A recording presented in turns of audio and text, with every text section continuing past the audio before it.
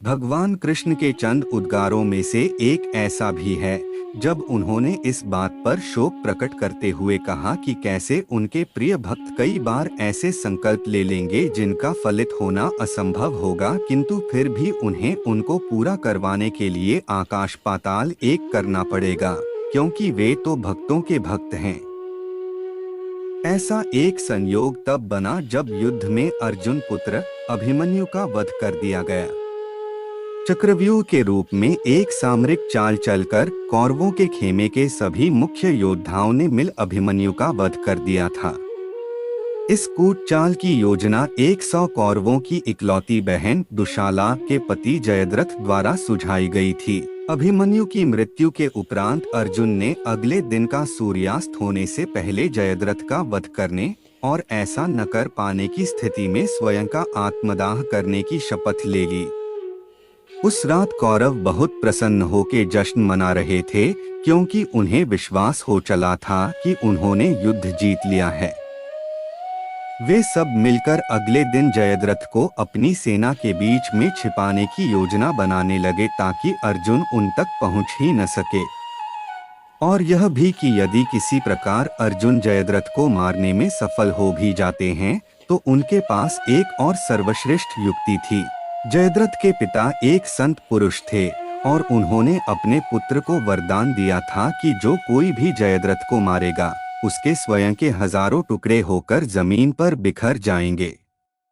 इसलिए कौरव आश्वस्त थे कि इधर अथवा उधर दोनों दशाओं में अर्जुन की मृत्यु निश्चित थी। इस प्रकार अगले दिन भी महाभारत का घमासान जारी रहा, जिसमें अर्जुन अपने तथा जयद्रथ के बीच में दीवार की तरह खड़े किए गए सैनिकों को मारकर जयद्रथ तक पहुंचने के लिए भरसक प्रयत्न कर रहे थे।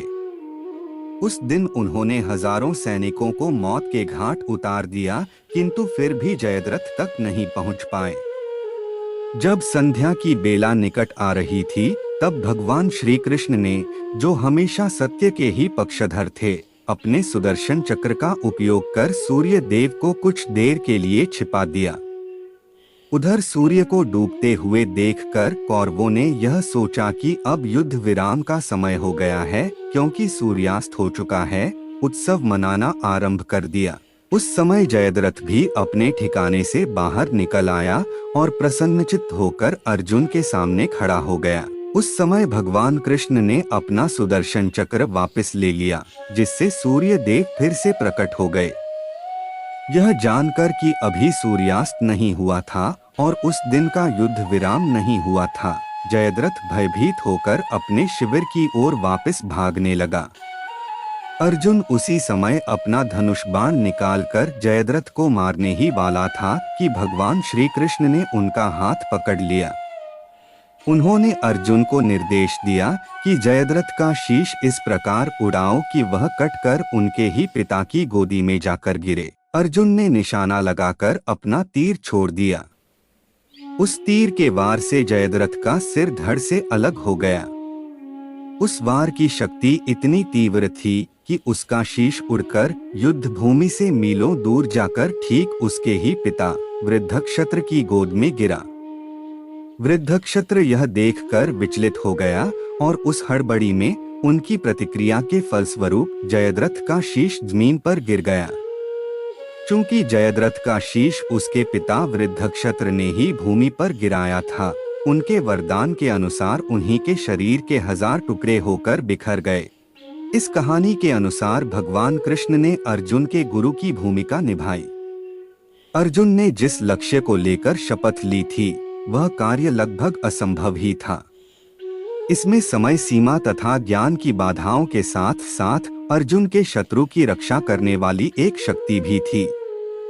किंतु भगवान कृष्ण ने एक गुरु के रूप में अर्जुन को उत्तम सलाह दी, जिसके परिणाम स्वरूप उन्होंने न केवल अर्जुन को निश्चित मृत्यु से बचाया, अपितु उनके द्वारा ली गई शपथ को भी पूर्ण करवाया। हमारे जीवन में भी यह गुरु का ज्ञान और आशीर्वाद ही होता है जो हमें उन सब असंभव प्रतीत होने वाली दुर्गम परिस्थितियों से पार पाने में सहायता करता है जो भाग्य हमारे सामने चुनौती के रूप में लाता रहता है। सुख और दुख जीवन रूपी सिक्के के दो पक्ष हैं जिनसे हम बच नहीं सकते। परंतु अपने गुरु अथवा अपने इष्ट, जिसको हम मानते हैं, की कृपा से हम मार्ग में आने वाली रुकावटों से अधिक प्रभावित हुए बिना अपना जीवन अधिक संतुलित ढंग से जी सकते हैं।